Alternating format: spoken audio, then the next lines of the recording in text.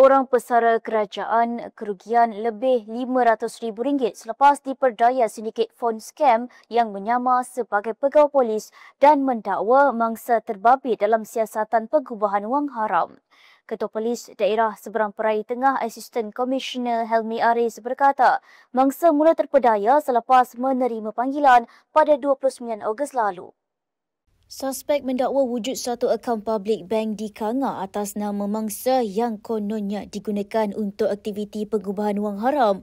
Sebelum panggilan itu disambungkan pula kepada individu lain yang mengaku sebagai pegawai polis Balai Polis Kanga. Jelasnya mangsa yang panik mengikut arahan suspek termasuk menyerahkan kad bank dan nombor PIN yang diminta diletakkan di sebuah perhentian bas berhampiran rumah. Suspek kemudian mengarahkan mangsa memindahkan semua wang simpanannya ke satu akaun yang diberikan kononnya untuk tujuan siasatan.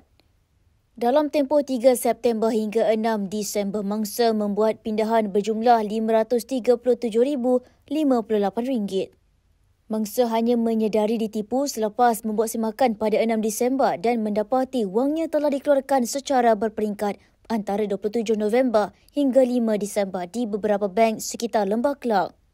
Susulan itu, mangsa membuat laporan di bahagian siasatan jenayah komersial IPD Seberang Perai Tengah pada 7 Disember. Kes disiasat mengikut Seksyen 420 Kanun Kesiksaan.